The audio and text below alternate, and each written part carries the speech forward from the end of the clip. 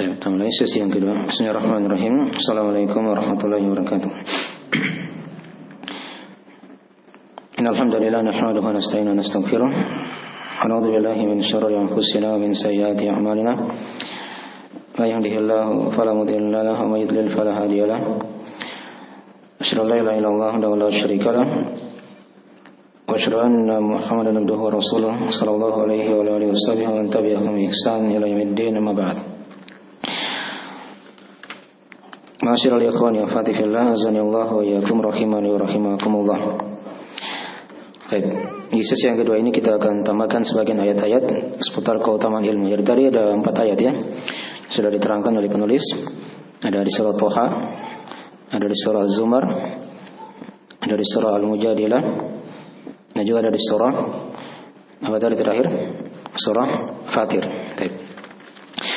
Ada beberapa ayat yang lain lagi yang bisa ditambah seputar keutamaan ilmu juga. Ditulis ya, ada di surah Ali Imran.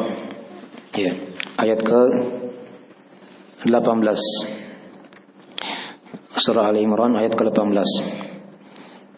Diterangkan oleh Allah Subhanahu wa taala, "Syahidallahu annahu la ilaha illa huwa wal malaikatu wa ulul ilmi qa'iman bil qist." Ya. Sampai situ ayatnya ada keutamaan ilmu. Kata Allah, syahidallah, Allah telah mempersaksikan annahu la ilaha illa huwa, maksudnya tidak ada yang berhak disembah kecuali Dia. Wal malaika, dan juga para malaikat bersaksi akan la ilaha illallah. Wa ulul ilmi, dan orang-orang yang berilmu juga mempersaksikan. Ya. Qa'iman bil qist, yaitu Allah tegak dengan keadilan.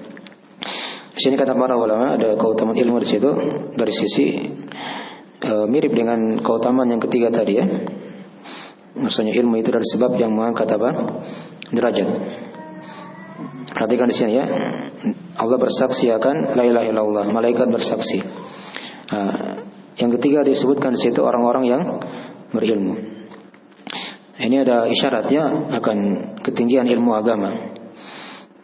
Ya, karena siapa yang memilikinya dari para ulama, orang-orang yang punya ilmu, maka mereka akan disetarakan persaksiannya dengan persaksian para malaikat. Andai kata misalnya kata para ulama ada yang lebih utama daripada orang-orang yang berilmu, maka akan disebutkan di situ. Tapi kan tidak ada. Manusia yang paling utama itu setelah para nabi dan rasul adalah orang-orang yang berilmu. Nah, dengan ilmu itulah seorang akan mendapatkan keutamaan yang paling besar. Baik. Jadi ilmu dari sebab juga yang mengangkat derajat. Ya. Menjadi orang yang paling utama setelah para nabi dan rasul. Itu diantara keutamaan ilmunya di surah Al-Imran. Baik. Kemudian yang kedua, dari tambahan juga ayat ada di surah An-Nahl. Ya. Ayat ke-43. Ya. Di sini ada keutamaan ilmu juga. Diterangkan oleh Allah Subhanahu wa taala, "Fas'alu ahla dzikri in kuntum la ta'lamun." Bertanyalah kalian kepada orang-orang yang mengetahui az-zikir jika kalian tidak mengetahui. Nah, di sini ada sisi keutamaan ilmu juga. Maksudnya ilmu itu dari sebab yang seorang itu dijadikan sebagai rujukan di tengah manusia. Ya. Karena para ulama itu mereka sebagai rujukan orang yang berilmu ya. Dengan ilmu yang dia miliki, maka dia akan dijadikan oleh Allah sebagai apa? Rujukan, ukuran kebenaran setelah para nabi dan rasul. Ya. Itu di antara keutamaan ilmu juga di surah An-Nahl ini. Karena Allah tanya, di situ Allah bawakan dengan bentuk perintah ya. Bertanyalah kalian pada orang-orang yang mengetahui az-zikir, mengetahui ilmu itu. Jika kalian tidak tahu, menunjukkan ilmu itu dari sebab yang menjadikan seorang ya, dia menjadi ukuran kebenaran di tengah manusia. Nah, kemudian yang ketiga dari ayat juga yang lain yang menjelaskan tentang keutamaan ilmu bisa dilihat ya, ada di surah Al-Ankabut ayat 43 juga. Di surah Al-Ankabut ayat 43. Nah, diterangkan oleh Allah Subhanahu wa taala, "Wa ma ya'qiluha illa al-alimun." Ya, ini ada ayat sebelumnya diterangkan ya, "Wa tilkal amsalu nadribuha lin-nas wa ma ya'qiluha illa al-alimun." Ya, dan itulah permisalan kata Allah. Kami buatkan di tengah manusia. Wa ma ya'qiluha illa al-alimun. Tidak ada yang memahaminya dari permisalan tersebut kecuali orang-orang yang berilmu. Nah, di sini ada sisi keutamaan ilmu juga. Jadi ilmu itu adalah sebab ya, yang menjadikan seorang itu menjadi orang yang berakal. Ya, menjadi orang yang berakal. Ilmu itu adalah sebab yang menjadikan seorang menjadi orang yang berakal dengan akal yang sebenarnya. Ya, akal yang benar begitu ya maksudnya. Baik. Ini juga diantara keutamaan ilmu. Kemudian diantara keutamaan ilmu juga yang lain ada di surah Al-Ankabut lagi di ayat ke-49. Di ayat ke-49 diterangkan oleh Allah Subhanahu wa taala, "Bal huwa ayatun bayyinatun fi suduril ladzina utul ilm." Bahkan dia adalah ayat-ayat yang jelas dalam dada-dada orang-orang yang berilmu. Ya. Ini apa faedahnya? Ya, ilmu itu bisa membersihkan hati seorang hamba. Ya, bisa membersihkan apa? Hati seorang hamba. Tatkala Al-Quran dihafal oleh seorang, itu kan akan membuat hati itu menjadi bersinar, menjadi cerah. Ya, dihafal, dipahami, gitu ya. Bukan hanya dihafal saja, tapi dipahami kandungannya, maknanya. Ya, agar dia menjadi apa? Hal yang membersihkan hati itu dan membuat kecerahan padanya. Karena Al-Quran dihafal dalam dada-dada orang-orang yang berilmu, dimudahkan dia oleh Allah Subhanahu wa taala. Baik. Ini diantara juga ayat yang menjelaskan tentang keutamaan ilmu. Al-Ankabut ayat ke-49. Kemudian ayat yang terakhir yang bisa ditambahkan di sini juga ada ayat di surah Al-Bayyinah ayat yang ke-7. Ya. Surah Al-Bayyinah ayat yang ke-7 ini sering kita hafal ya. Dikatakan oleh Allah Subhanahu wa taala, "Innal ladzina amanu wa 'amilus solihati ya ulaika hum khairul bariyah." Semuanya orang-orang yang beriman dan beramal amalan yang soleh, mereka itulah kata Allah khairul bariyah. Ya, sebaik-baik makhluk. Nah, ilmu itu mengantar seorang hamba menjadi makhluk yang paling terbaik. Ya, di sisi Allah Subhanahu wa taala. Sama kebalikannya kan? Dikatakan oleh orang kafir kan dikatakan hum apa? Syarrul bariyah. Ya, yang paling jelek dari makhluk ini. Tatkala mereka kafir kepada Allah Subhanahu wa taala. Ya, jadi ilmu itu dari sebab yang menjadikan seorang itu menjadi sebaik-baik makhluk di sisi Allah Subhanahu wa taala. Innal ladzina amanu wa 'amilus solihati ulaika hum khairul bariyah. Nah, baik.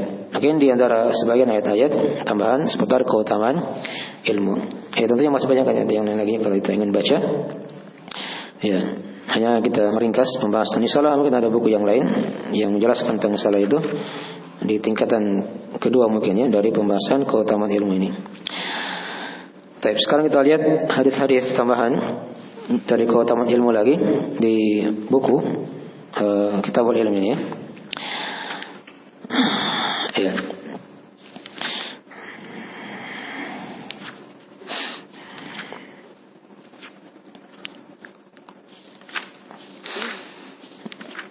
Baik, hadis yang pertama kata beliau rahimahullahu taala. Naam, wa an Muawiyah radhiyallahu anhu annahu qala Rasulullah sallallahu alaihi wasallam man yuridillahu bihi khairan yufaqihu fid din. Muttafaqun alaih. Ya. Kata penulis dan dari Muawiyah. Muawiyah ini Muawiyah bin Abi Sufyan ya. Nama lengkapnya Muawiyah bin Abi Sufyan Al-Umawi Al-Qurashi. Naam, Al-Umawi Al-Qurashi. Beliau wafat di tahun 60 Hijriah. Tahun 60 Hijriah. Ya. Dari Muawiyah, maksudnya Muawiyah bin Abi Sufyan Al-Umawi Al-Qurashi. wafat di tahun 60 Hijriah. Nah, kata beliau, ya, kalau Rasulullah SAW bersabda, "Man yuridillahu bihi khairan yufaqihu fid din." Ya, siapa yang Allah inginkan padanya kebaikan, maka dia akan dibuat paham apa? Agama. Muttafaqun alaih. Istilah muttafaqun alaih dari riwayat Al-Bukhari Muslim. Ya, hanya kadang penulis itu ringkas ya. Ya, kadang-kadang juga di sebagian riwayat kadang dikatakan riwayat Imam 4 begitu ya. Itu kan banyak di situ Imam 4. Abu Daud, At-Tirmidzi, kemudian siapa? An-Nasai dan Ibnu Majah. Tapi diringkas dengan Imam 4. Kadang dikatakan Imam 5. Kalau Imam 5 itu ditambah dengan Imam Ahmad. Ya. Imam 4 tambah 1 yaitu Ahmad. Jadi kalau muttafaqun alaih itu riwayat Bukhari Muslim. Baik, riwayat Al-Bukhari dan Muslim. Jelas ini ya. Jadi dikatakan tadi situ. Ya. Dari kata Nabi, siapa yang Allah inginkan, yang kehendaki padanya kebaikan, dengannya kebaikan, maka dia akan membuat paham agama. Maksudnya dia, yaitu Allah akan memahamkannya agama. Baik. Di sini man mencakup siapa saja ya, laki-laki, perempuan, apakah dia orang Arab atau selain Arab. Nah, yuridillah, Allah inginkan padanya kebaikan. Ya, padanya ada penetapannya dari kehendak Allah Subhanahu wa taala. Adapun khairan, ya lafaz khairan dibawakan dengan lafaz nakirah. Umum ya, kebaikan apa saja dunia dan kebaikan akhirat. Ya, maka cirinya apa? Yufaqihu fid din. Dia akan dibuat paham agama. Fikih itu secara bahasa bermakna al-faham, bermakna pemahaman. Ya, yafqahu qawli. Ya, agar mereka memahami apa? Perkataanku. Ya. Nah, dan sini juga kata para ulama, seorang yang punya fikih dalam agama itu bukan hanya dia tahu ilmu saja, tapi dia berilmu dan dia mengamalkan ilmunya. Itu ciri orang yang apa? Yang faqih. Ingat ini diingatkan ya. Karena kadang dari kita sebagiannya kadang punya ilmu saja, tapi tidak punya apa? Amalan. Itu bukan orang yang faqih. Orang yang faqih itu yang punya fikih dalam agama ketika dia punya ilmu dan dia amalkan ilmunya. Ya, walaupun sedikit dia belajar misalnya, dia amalkan ilmu tersebut. Jelas ya? Itu yang dikatakan apa? Dikatakan yufaqihu fid din. Adapun din lafaz agama ya, ini bermakna keyakinan seorang ya, yang dia yakini yang merupakan agamanya. Adapun din itu kan ada kadang dia bermakna hari pembalasan dan kadang bermakna juga amalan. Ya. Di sini dari faedah hadis, pokoknya di sini kan penjelasan maksudnya ilmu itu dari ciri kebaikan ya, yang dikehendaki oleh Allah Subhanahu wa taala. Jadi itu cirinya dilihat ya. Ini ada di setiap masa. Kalau mau lihat ciri kebaikan pada seorang, lihat dia paham agama atau tidak. Tapi ingat tadi ya, dia paham agama maksudnya dia belajar, berilmu dan dia amalkan apa yang dia telah ketahui. Tidak cukup dia berilmu saja ya, tapi dibarengi dengan amalan. Karena amalan itu buah dari ilmu. Jelas ya? Ini dari faedah pokok hadis yang telah kita bacakan. Baik. Sekarang jelas ya? Kita masuk hadis yang kedua. Kata beliau rahimahullah taala, wa an Ibnu Mas'ud radhiyallahu anhu qala Rasulullah sallallahu alaihi wasallam la hasada illa fi ithnatain. Rajulun atahu Allahu malan fasallatahu ala halakati fil haqq. Wa rajulun atahu Allahu al-hikmah fa huwa yaqdi biha wa yu'allimuha. Muttafaqun alaih. Wal muradu bil hasadi al-ghibtatu wa huwa ayatamanna mithlahu. Dari Ibnu Mas'ud. Ya, nama lengkapnya adalah Abdullah Ibnu Mas'ud Al-Hudali Abu Abdurrahman. Kunyanya Abu Abdurrahman. Ya. Beliau nama lengkapnya adalah bin Mas'ud Al-Hudali Abu Abdurrahman. Wafat di tahun 32 Hijriah. Baik. Beliau berkata Rasulullah SAW bersabda, la hasada illa fi ithnatain. Tidak ada hasad kecuali pada dua perkara. Akan diterangkan nanti yang mana hasad. Rajulun atahu Allahu mala fasallatahu ala halakatihi fil haq. Itu laki-laki yang Allah beri dia harta, kemudian dia infakkan pada kebinasaannya pada dalam kebenaran. Ya. Wa rajulun atahu Allahul hikmah fa huwa yaqdi biha wa yu'allimuha. Dan laki-laki yang Allah beri dia ilmu, kemudian dia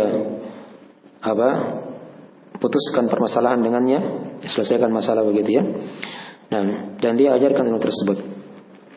Ya, hadis ini dari muttafaqun alaih. Tadi sudah diterangkannya. Apa tadi arti muttafaqun alaih? Riwayat Bukhari dan Muslim.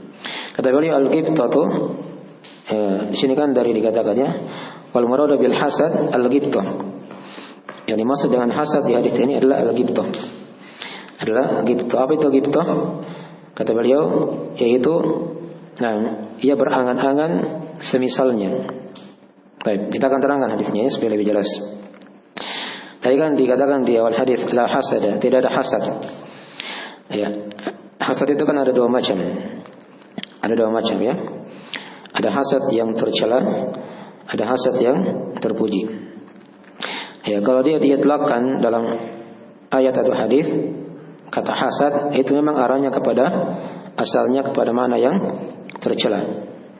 Itu asalnya seperti itu kebanyakannya ya. Ya. Tapi kadang ada hasad jenis yang kedua, dia terpuji. Tapi kita berikan dulu definisi supaya jelas ya, ringkas. Hasad itu kan kalau dia tercela, dia tidak senang orang lain dapat apa? Nikmat. Ya. Susah dia hatinya. Itu namanya hasad yang tercela. Ya. Pokoknya nikmat apa saja yang dapat oleh saudaranya misalnya. Ya, apakah berupa ilmu agama atau harta atau kedudukan dan seterusnya. Ya. Itu dia tidak senang orang lain dapat apa? Nikmat. Itu namanya hasad yang tercela. Itu contohnya dalam Al-Quran banyak ya. Seperti Allah terangkan kisahnya orang-orang Yahudi. Ini mereka hasad kepada orang-orang yang beriman, ada para sahabat. Ya. Karena mereka diberikan Nabi yang termulia. Itu Nabi kita Nabi Muhammad SAW. Ya, contoh ya dalam ayat Al-Quran nanti dilihat. Ya. Adapun yang kedua tadi hasad yang terpuji, ini dikatakan oleh penulis di sini yaitu ghibtah di sini ya. Dan itu yang dibahasakan di hadis tadi itu. Jadi kalau dibahasakan bahasa lainnya di sini hadis tidak ada ghibtah ya. Atau kalau dibahasakan di bahasa lain tidak ada hasad yang terpuji gitu ya. Jadi tidak ada ghibtah kecuali hanya pada dua perkara saja. Ya. Tadi kan sudah diterangkan apa itu ghibtah. Ghibtah itu seorang dia berangan-angan semisal dengan orang itu. Itu hanya diperbolehkan pada dua saja. Ya. Ada diterangkan di sini. Itu orang di sini rajulun. Ya, rajulun itu tidak masuk di sini juga. Maksudnya bukan hanya laki-laki saja ya. Sini masuk juga laki-laki dan perempuan. Bukan berarti di sini tidak ada perempuan dah. Tapi perempuan juga masuk. Karena Nabi itu kan bersabda kepada para sahabat yang di depannya kan laki-laki kebanyakannya. Ya, tapi di sini masuk juga padanya perempuan. Masuk juga padanya perempuan. Baik. Laki-laki yang Allah beri dia harta. Ya, menunjukkan harta itu dari Allah Subhanahu wa taala ya. Kemudian dia infakkan di atas kebinasaannya. Di sini maksud kebinasaannya maksudnya dia habis-habisan ya. Bukan dia binasa di situ hancur ya, dia celakakan dia ya. Tapi dia habis-habisan dia. Baik. Dalam kebinasaan di dalam kebenaran. Ya. Al-haq ini bisa bermakna agama ya, bisa bermakna agama. Walaupun kata hak itu banyak makna ya dalam Al-Quran atau hadis. Jelas ya? Itu golongan yang pertama yang boleh kita ghibtah. Ya, kita berangan-angan sama dengan dia begitu. Ada orang yang dia gunakan hartanya habis-habisan. Itu boleh, tidak ada masalah. Kita ghibtah sama dia. Ya, itu bahasa lain dari hadis ya. Atau yang kedua, yaitu seorang yang Allah beri dia hikmah. Ini hikmah ini bahasa lain dari ilmu. Ini bahasa lain dari Dari ilmu agama. Ya, dengan ilmunya dia selesaikan permasalahan di tengah manusia. Ada konflik, ada masalah, ya, ditimbang dengan ilmu agama, bukan dengan perasaan. Dipahami ya? Tapi dengan apa? Dengan ilmu. Ya. Kadang perempuan itu banyak pakai perasaan. Ada masalah-masalah ukurnya dengan perasaan. Ya, itu bukan ukuran ya. Ingat, selalu dikembalikan dengan ilmu. Itu yang boleh kita apa? Kita ghibto kepadanya. Ya. Adapun orang-orang yang pakai perasaan tidak boleh kita ghibto. Ya, untuk apa kita mau sama dengan dia begitu kan? Itu kan dari akhlak yang tercela. Dipahami ya? Baik. Jadi dia gunakan ilmu agama untuk menyelesaikan permasalahan. Nah, baik. Dan diajarkan ilmu tersebut. Diajarkan. Jadi ini dua golongan ya, yang boleh kita ghibto. Jadi ada orang yang punya ilmu, dia selesaikan masalah dengan ilmu. Kalau di tafsiran hadisnya itu dia sebagai hakim ya, kalau di pengadilan. Ya, atau dia ajarkan ilmu tersebut. Kalau dia sebagai alim ulama, ya dia fatwakan misalnya, dia ajarkan ilmu itu kepada manusia. Maka ini juga dari hal yang boleh kita apa? Ghibto kepadanya. Jelas ya? Itu makna hadisnya secara ringkas. Baik. Sekarang apa di sini dari faedah hadis? Dari keutamaan ilmu? Ya, sudah kita terangkan di situ ya. Ilmu itu adalah puncak dari kedudukan yang tertinggi. Ya, ini mirip-mirip sebenarnya dengan tadi ya, dengan ayat yang ketiga. Ya, sebab terangkatnya derajat itu mirip-mirip ya. Tapi di sini kan dari sisi tadi itu, seorang boleh dia apa? Ghibto kepadanya. Jadi ilmu itu dari puncak kedudukan tertinggi di tengah manusia. Walaupun dua ini kalau mau diukur lagi mana yang lebih utama, itu lebih utama ya golongan yang kedua tadi ya, yang punya ilmu dan dia ajarkan ilmunya daripada yang punya harta, yang dia habis-habisan apa? Bersedekah. Karena ilmu itu lebih utama daripada harta. Nah, mungkin akan diterangkan di pembahasan yang lain. Baik. Ini jelas sudah. Ini dari apa? Hadis yang kedua ya. Baik. Hadis yang ketiga ini agak panjang.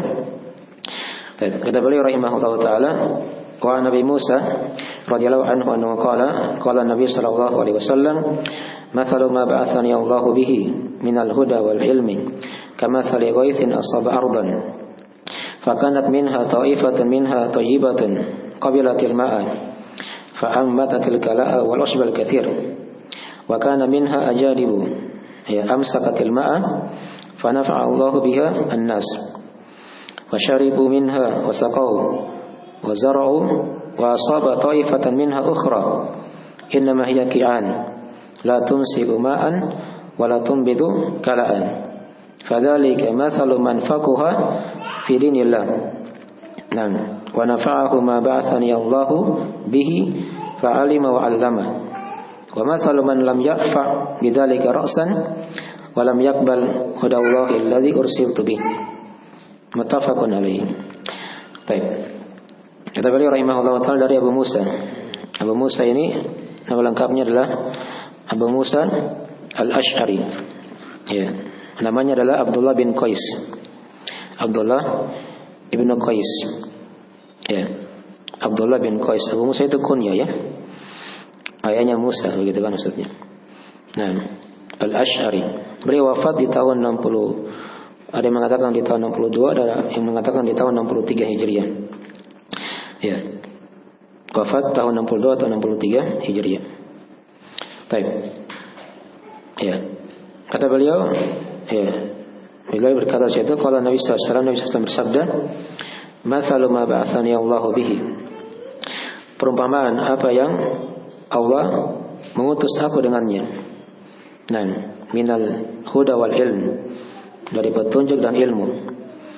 Kamathali ghaithin asaba ardan, itu bagaikan perumpamaan ya, hujan yang menimpa bumi. Fakanat minha ta'ifatun thayyibah, maka di antara bumi itu kan ada yang baik tanahnya begitu kan ya, ada yang menimpa apa? Tanah yang baik, bumi yang baik. Dari situlah kata Nabi ya, cirinya dia qabilatil ma fa'ambatatil kala wal usbal katsir. Dia bisa terima air, tumbuh darinya apa? Tanaman-tanaman dan rumput-rumput yang banyak. Ya. Baik. Itu tumbuh-tumbuhan dan rumput-rumput yang apa? Yang banyak. Ini bumi yang pertama. Ya. Kemudian kata beliau, wa kana minha ajadibu. Di antara bumi juga ada yang namanya ajarib. Nabi terangkan sendiri apa itu ajarib. Yaitu ya, kata beliau, amsakatil ma'a, yaitu bumi yang bisa menahan air. Fanafa'allahu biha an-nas, dia bisa memberi manfaat sama manusia. Fasyaribu minha wasaqau, ya, mereka bisa minum, ya, memberi hewan ternaknya minuman juga. Wazara'u, dan dia bisa memberikan tanaman-tanamannya air. Itu bumi yang kedua, ya. Jadi yang kedua ini hanya tampung air saja, ya, tampung air, tapi dia tidak bisa apa? Tumbuhkan tanaman-tanaman. Baik. Kemudian yang ketiga kata Nabi, wa asaba qaifatan minha ukhra. Ya. Dia ada juga bumi yang ketiga yang ditimpa oleh hujan, yaitu dia menimpa tanah yang ketiga, yaitu yang dikatakan innama hiya qi'an. Yang dikatakan qi'an.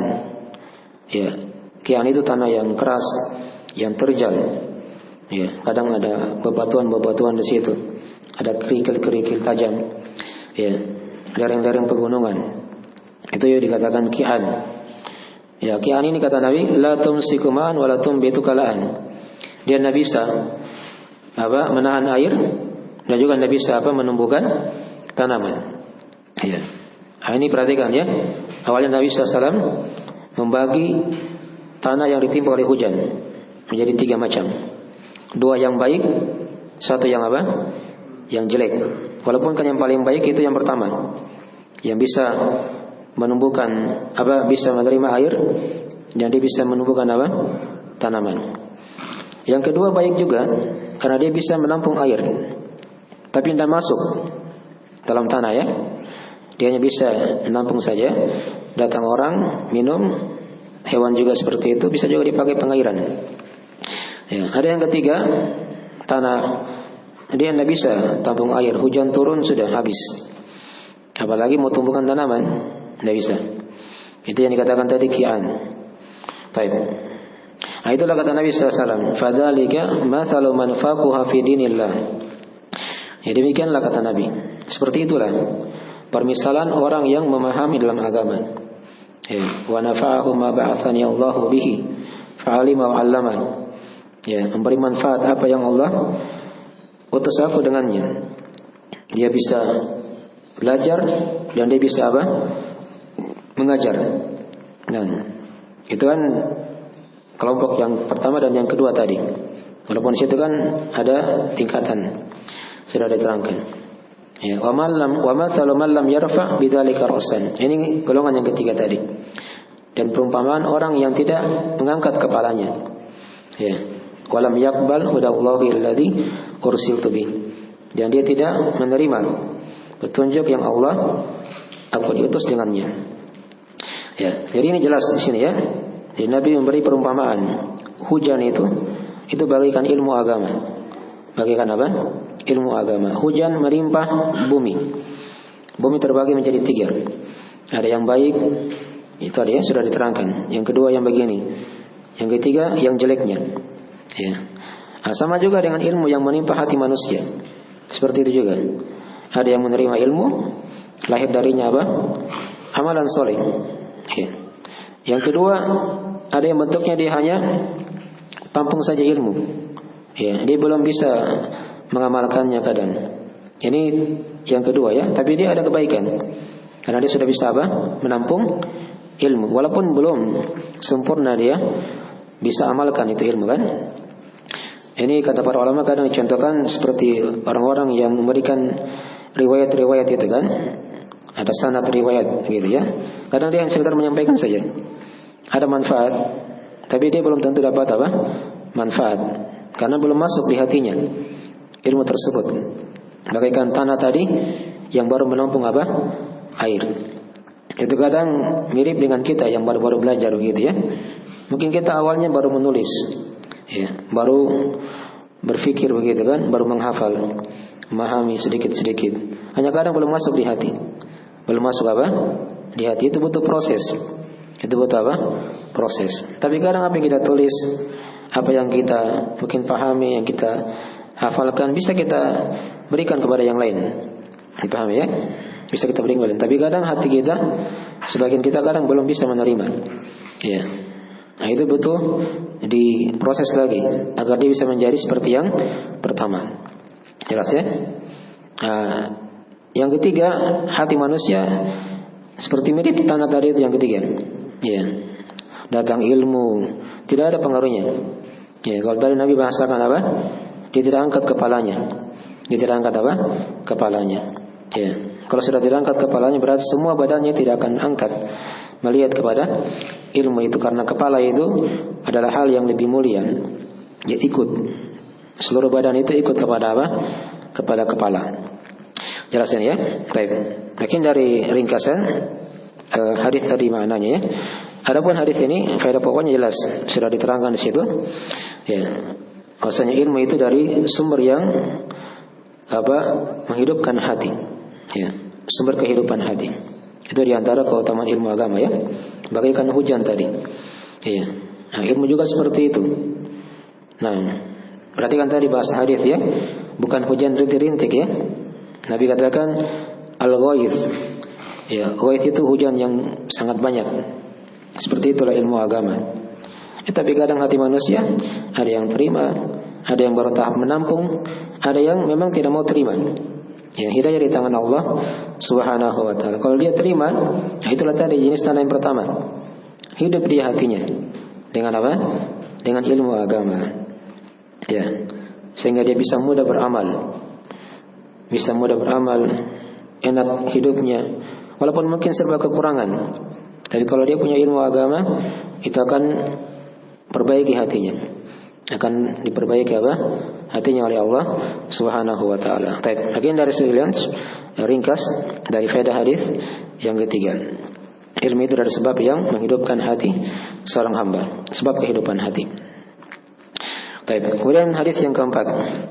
Nah, kata beliau rahimahullahu taala, ya, wa an Sahal bin Sa'ad radhiyallahu anhu annahu qala anna Nabiy sallallahu alaihi wasallam qala li Ali radhiyallahu anhu, wallahi la yahdi Allah bika rajulan wahida khairul laka min humrin na'am, muttafaqun alaih. Dari Sahal bin Sa'ad, ya, ini nama lengkapnya Sahal bin Sa'ad As-Sa'idi. Ya, Sahal bin Sa'ad As-Sa'idi, kunyanya Abul Abbas. Abul Abbas. Ya, nama ayahnya itu Sa'ad. Ini kan tadi dia kan Sahal. Nama ayahnya siapa? Sa'ad. Nah, Sa'ad ini namanya Sa'ad bin Malik.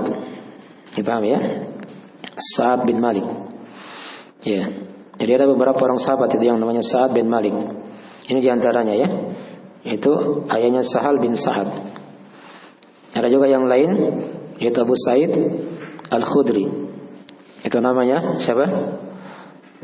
Sa'ad bin Malik juga, bin Sinan. Dipaham ya? Baik. Ini Sahal bin Sa'ad As-Sa'idi. Ya. Nah, dia orang Ansar ya, Al-Ansari radhiyallahu taala anhu, orang Madinah ya. Wafat di tahun 91 Hijriah. Wafat di tahun 91 Hijriah. Beliau ini agak panjang umurnya ya. Agak lama wafatnya begitu. Dan mungkin juga dari sahabat-sahabat yang muda ya. Beda tadi dengan sahabat tadi, dengan sebelumnya ya. Ya. Ada yang wafat di tahun masih 62, 63 seperti bin Mas'ud tadi ya. Abu Musa ya Al-Asy'ari. Nah, kalau tadi bin Mas'ud itu wafat di tahun 32 Hijriah, ini lebih duluan lagi. Ya, baik. Jadi beliau dari sahabat-sahabat yang belakangan, yang hidup dari sahabat yang muda, karena wafatnya itu agak jauh. Baik, ini Sahal bin Sa'ad As-Sa'idi. Beliau berkata, Nabi SAW pernah berkata bersabda kepada Ali bin Abi Thalib, ya, fa'allahu la yahdi Allah bika rajulan wahidah khairul laka min humrin na'am. Ya, kata Nabi SAW, demi Allah, ya, demi Allah, sesungguhnya, ya, satu orang yang Allah beri hidayah dengan sebab kamu, maka itu lebih utama daripada unta merah. Daripada unta apa? Unta merah. Baik. Ini dari hadis yang berikutnya ya. Dari Sa'ad bin Sa'ad As-Sa'idi radhiyallahu ta'ala anhu. Ya. Di sini Nabi bersabda awalnya ya, fa Allah menunjukkan bolehnya bersumpah walaupun tidak diminta untuk apa? Bersumpah. La yahdi Allah. Jika Allah beri hidayah. Ini hidayah yang bermakna khusus ya. Hidayah pada keislaman, mengenal sunnah Nabi sallallahu alaihi wasallam. Ya. Karena hidayah itu kan ada dua macam, ada yang umum, ada yang khusus. Yang umum itu kan manusia diberi hidayah secara umum ya, setelah dia dicipta oleh Allah, diberi hidayah untuk bisa hidup. Itu umum, semua dikasih. Tapi ini dia khusus. Paham ya? Diberi keislaman, mengenal sunnah Nabi sallallahu alaihi wasallam. Ya. La yahdi Allahu bika rajulan. Di sini kalimat laki-laki itu bukan laki-laki saja ya. Nabi sudah diterangkan tadi ya. Nabi itu biasanya bersabda pada para sahabat. Tapi ini mencakup juga perempuan. Ya, ada kata ada perempuan yang menjadi sebab hidayah pada yang lainnya, itu juga sama pahalanya. Nah, khairul laka min humrin na'am. Perhatikan lafaz khairun, ini lebih utama. Lafaznya nakirah, menunjukkan akan keluasan dari kebaikan itu. Min humrin na'am. Perhatikan kata humrin na'am ya. Di sini humrin na'am disukun mimnya. Ya, jadi kalau disukun mimnya, ini jamak dari kata apa? Hamra, unta merah. Paham ya? Dari kata hamra. Jangan didhamma mimnya ya, ini diingatkan oleh para ulama. Kalau dibaca humur, itu dia jamak dari kata himar. Dari kata apa? Keledai. Himarun, jamaknya apa? Humurun. Itu kan diterangkan di ayat. Ka'annahum humurun mustanfirah. Itu kalau didhamma mimnya.